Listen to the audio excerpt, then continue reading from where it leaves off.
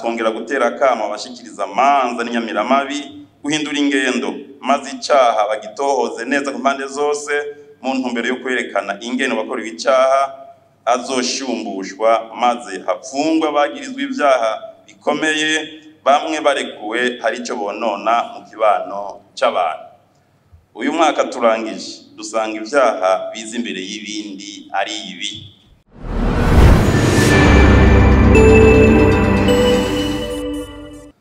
Abarundi barayamaze bati ahari abantu ha murunturuntu, barongera bati aho bumwe butari buteranywa n'inyama, ahari amahoro umuhoro uramwa, kandi bati ahari amahoro urusato rw'imbaragasa rwifuka batanu. Ivyo bigasigura ko amatati n'ivyaha bidashobora kubura mu mibano y'abantu isi kimeze uko imeze. Ariko Abarundi bamanye ishaka ryo gushika ku mubano mwiza urama, ari nayo mpamvu baciye iyo myibutsa bashaka kwerekana akamaro k'ubutungane nyabwo. Umuntu ntiyamanye icaha ariko camuje ko mu nyuma kuko Imana yamuremye mu ishusho yayo. Icaha rero nk'uko igitabo mpanavyaha cacu kibisigura ni igikorwa umuntu akora canke yirengagije gukora kikaba giteye kubiri n'umubano w'abantu kandi kikaba gihanwa n'amategeko. Aho Adamu na Eva bacumura ku Mana nta gitabo mpanavyaha cyo mu buryo bufatika cariho, eka n'igihe Kayini yica mwene wa Abeli nta cariho, ariko haratanzwe ibihano nk'uko ijambo ry'Imana ribitwereka, kandi iyo Mana igihugu cacu cayihaye ikibanza ca mbere nk'uko vyanditse mu ibwirizwa nshingiro.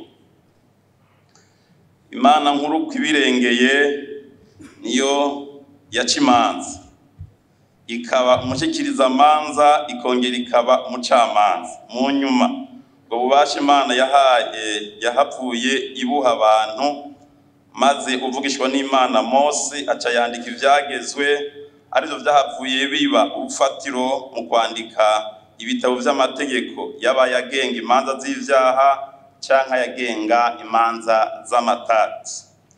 Nico gituma igihugu cacu kuva kera camye gitunganije ku buryo hamaho urwego rutatura amatati igihe cyose yadutse hagati y'abantu, rukongera rugahana abakozi ivyaha.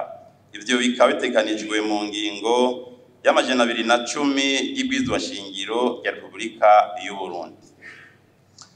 Imanza ziri imigwi myinshi bivuye kuri kamere k'ingorane ziri hagati y'ababuranyi, ariko mu vy'ukuri ziri mu mice mikuru ibiri. Hariho imanza z'amatati, hakaba n'imanza z'ivyaha.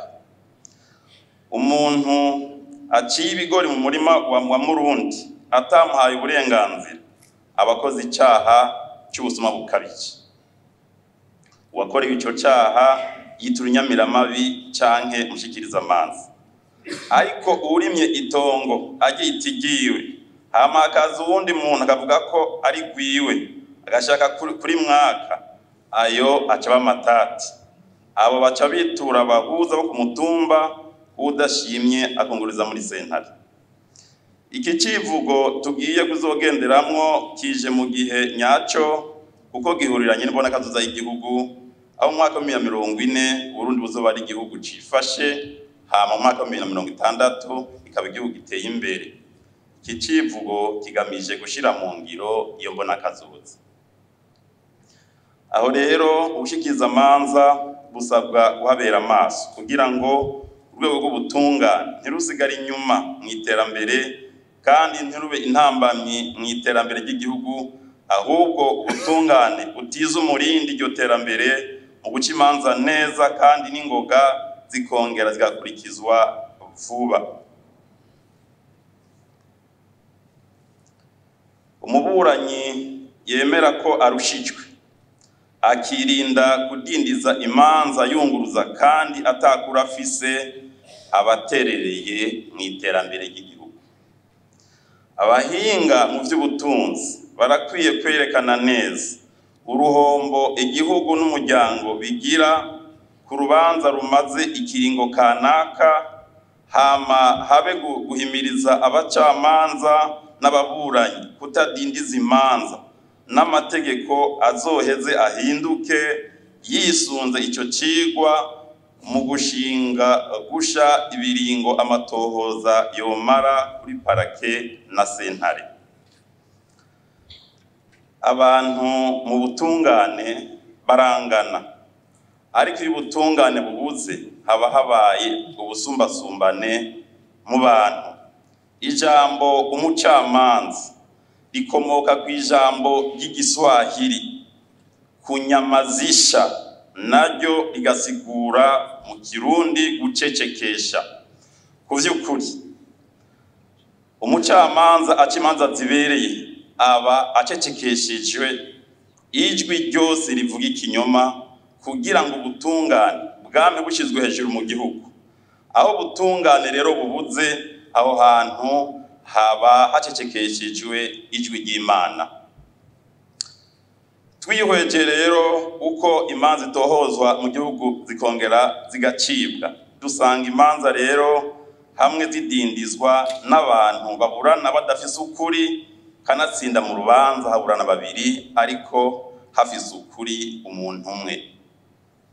Udafise ukuri ntashiraho intahishize, kandi azi neza ko atakuri afise, ariko kubera agatima kabi akunguruza, hanyuma akitura agasambura amanza, mbere akitura ubushikiranganje bw'ubutungane asaba ko urubanza rusubizwa itoto, mbere avuye aho akitura urwego rukuru rw'ubucamanza, aba ariko adindiza imanza, akaba asaseye indava uguhomvya umuntu n'igihugu, akaba asubije inyuma iterambere. Aho ntituvuze imanza zicika zikaba ntabanduka zigakurikizwa, ariko ababuranyi bakungururiza ikurikizwa, naho ne badashimye bakitura ubushikiranganje bw'ubutungane basaba ihinyuza rya kabiri ry'ikurikizwa ry'urubanza kandi atakuri bafise. Ikindi gituma imanza zitanyaruka, abacamanza baca imanza za ngondagonde, zimwe atawo kwemera ko ziba ntabanduka canke ngo zikurikizwe, bigatuma wa wundi afise ukuri ariko yatsinzwe aguma yunguruza kugira ngo rabe ko azoteba agashikira umucamanza atinya Imana, acizibereye n'izitunganye, azi kandi yahisemo gucecekesha ijwi ryose ry'ikinyoma mu gihugu. Uwo rero ntiyunguruza kubera agatima kabi afise, ahubwo aba yabitewe na wa mucamanza agabitanya, azibiranye ijwi ry'Imana mu gihugu c'amavukiro, ahongewe ingurire canke akizangondagonde kubwo kutamenya amategeko. Ikindi kandi gituma imanza zidindira, ni imanza zicika ufise ukuri agatsinda, ariko zikaba zanditse nabi cyane, aho mw'iciro ry'urubanza umucamanza nko ku manza z'amatongo atavugaho itongo riri uko ringana, aho ayo rihana karimbi atumbereye, canke mukuruca akaba atahamagaye abegwa n'amatati bose nk'abavukana, canke abo bose bafise inyungu mu rubanza ngo bahabwe ijambo kugira ngo ntibahengere rwa rubanza rwa mbere ruheze ngo nabo bace bashingisha urwabo rushasha. Imanza ziradindira kandi bivanye nuko amategeko atunganijwe. Urasanga amategeko yaruguruye cyane ku buryo mu manza z'ivyaha ukekwa ko icyaha akabapfunzwe arekuriwe kwitura sentare incuro 5 zose asaba ko yoburana yidegemvye. Ivyo bituma sentare iteba kwihweza rwa rubanza mwido nido mpaka ibanze iheze kwiga ivyifungwa rwagiriza icyaha. Aho ntituvuze aho nk'imanza z'amatati ababuranyi bakoresha impapuro nk'ivyemezo kuburana, umwe muri bagaca azihakana kavuga ko ari za magendo, agashashingisha urubanza rw'icaha kugira umushikiza amanza atohoze kuri izo mpapuro arabe ko atari za magendu canke z'ukuri. Ivyo bituma rwa rubanza rw'amatati rubangira kugira ngo habanze hacike urubanza rw'icaha rube ntabanduka, bigaca bidindiza rwa rubanza rw'amatati. Yaba ariyo sentare nyene ica igira ko ico kibazo biba binyaruka, ariko twa amategeko abivuga. Turasanga kandi imanza ziteba guhera kubera ababuranyi bamwe bamaze gutsindwa, urubanza rukaba ntabanduka, baca basubira mu bahuza bagashingisha urubanza rushasha, bagasubira gutanguza rwa rundi nyene rwamaze guhera, maze abantu bakaba mu manza zidahera. Kuvyerekeye imanza z'ivyaha, dusanga amatohoza ya mbere akorwa ku buryo budatuma uwakorewe icyaha ashumbushwa vyoroshe mu gihe icyaha cyo kwagira uwagikoze, kuko amatungo y'ubukekwa ko icyaha ataba yatohojwe ko kwangana, mbere anafatwe kugira umwe yagirizwa icyaha n'icyamwagira, amatungo acagurishwa wakorewe icyaha abone gushumbushwa. Nitwo kwibagira ko y'abenegihugu bamara umwanya munini mu manza baburana canke basaba kwakirwa ntibakirwe neza kandi ku gihe, bisubiza inyuma iterambere ry'igihugu, kuko uwo mwanya bamara aba ari wo bokoresha mu guteza imbere igihugu. Ikindi nuko kuburana bisaba uburyo, ugasanga urubanza ruheze hasohotse amafaranga menshi yokoze ibindi bikorwa biteza imbere imiryango, cyangwa ugasanga abantu baburana ibintu bifise agaciro gato, urubanza rukaza gucika yakoresheje amafaranga arengeye cya kintu, naho atsinze akaba hakuye uruhombo. Aha bisaba ko sentare zihagabira, maze uburyo bwakoreshejwe n'ubutsinze bugaca burihwa n'ubutsinzwe nk'uko amateka bivuga, ariko kandi n'ababuranyi bakabisaba. Ikindi nuko mwitohoza ry'imanza bishika abantu bakanka kuza mu butungane kuvuga ukuri, urubanza rucike neza, uwarenganijwe arenganurwe, canke abantu bakanka kwitaba ubutungane vuba ngo bazokwitaba ku mutahe wa gatatu. Ukutitaba umutahe naho woba umwe birahanwa n'amategeko mpanavyaha. Ivyo vyose bidindiza imanza bigasubiza inyuma iterambere. Aha tugatera kama abarundi bose ko imanza ataco zibungura canke ataco zungura igihugu boziheba, hakiganza ukuri mu gihugu, umwe wese akarya ivyo yabiri yakuya. Abacamanza n'abashikiriza amanza bofata nka nkama ico civugo, baca imanza zibereye kandi zinyaruke, batohoze neza kandi mu ntumbero yo kumenya ukuri, kuko bizofasha gushira mu ngiro yambona akazoza y'u Burundi bwifashe mwaka 2040 n'Urundi buteye imbere mwaka 2060. Yani icubahiro mukuru w'ugucaciza cy'u Burundi kaba n'umucamanza kizigenza, banyine iteka banyakubahwa mwese batumire bahira. Mwaka w'ubutungane turangije, harabonetse umwimbu ushimishije naho ibibazo bitabuze. Ubushikiriza amanza twari dufise igitigiri c'amadosiye yo gukora kirenga 27,221, ayashika 19,549 akaba yaraheze, nukuvuga bice 72%. Mu bikorwa byo kugendura ubusho n'amabohero, abashikiriza amanza bo mu gihugu cyose barashoboye gutezurira abafunzwe by'agateganyo imanza zabo zitarashikirizwa amasentare, bashika 7,509. Kuwa 14 kwezi kwa11 mwaka 2024 hisunzwe itego ry'umukuru w'igihugu nimero 100/186 ryo kwa 3 kwezi kwa10 mwaka 2024 rigirira imbabazi abafungwa bagirizwe ivyaha bito. Nyene icubahiro umukuru w'icacu cyiza cy'u Burundi yaratanguje isekeza kibaho rikuru rya Muramvya ryo kurekura abanyororo bangane mu 5,442 bari bafungiwe mu mabohero atandukanye y'igihugu. Iryo sekeza ryo gutezurira abanyororo ryaciye rikogwa, maze abanyororo barekugwa, naho ahari abari bagize umugwi ujejwe ko barekura batigenje neza, abo nabo bakaba bari kwakwikanwa n'ubutungane. Muhero yose igihugu yarasubiye kandi kugenzurwa ubushikiriza manza gutunganya intonde z'abanyororo bogirirwa imbabazi, aho intonde zatunganijwe nko kiboro rikuru rya Mpimba ukwezi kw'indwi mwaka wa 2025 haramaze kurekurwa nyororo bashika 106. Abandi batararekurwa haba ku Mpimba haba mu yandi mabohero intonde z'abazorekurwa ziriko ziratunganywa. Uyu mwaka amasentare makuru y'igihugu hamwe n'amaparake ayakukira yararonkejwe abakozi bashasha basubiriye abakugurutse n'abashengeye naho tugikeneye abatari bake. Turashimiye leta y'u Burundi ku buryo bwo kwiyunguruza iheruka kuronsa amasentare amwe eka n'abafasha igihugu mu iterambere barafashije ubutungane bitari bike muri uyu mwaka w'ubutungane turangije. Tukifuza ko vyobandanya mu masentare yose hamwe no gushikiriza amanza. Parake nkuru ya Repubulika y'u Burundi yarashoboye kugenzura amabohero yose hamwe n'amaparake.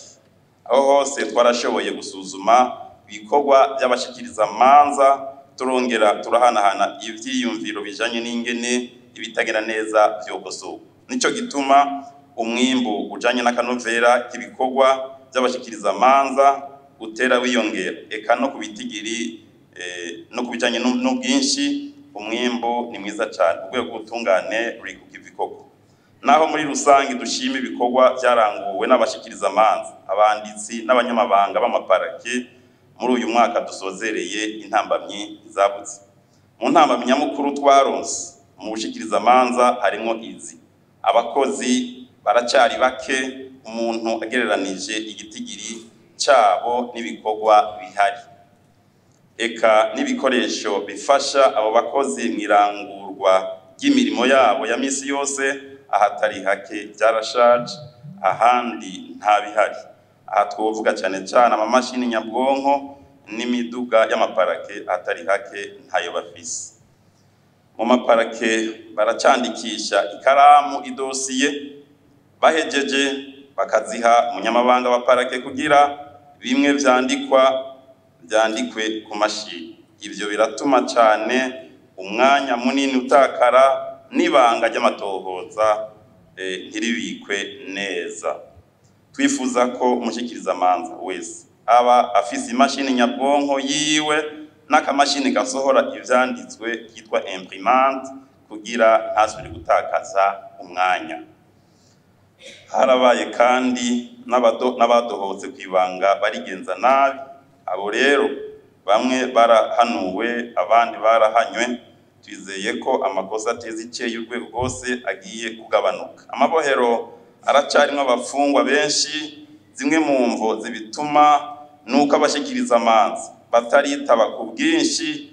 Akamo tubatera ko gufata amatungo y'abagirizwa ivyaha kugira uwakorewe icyaha azoshumbushwe.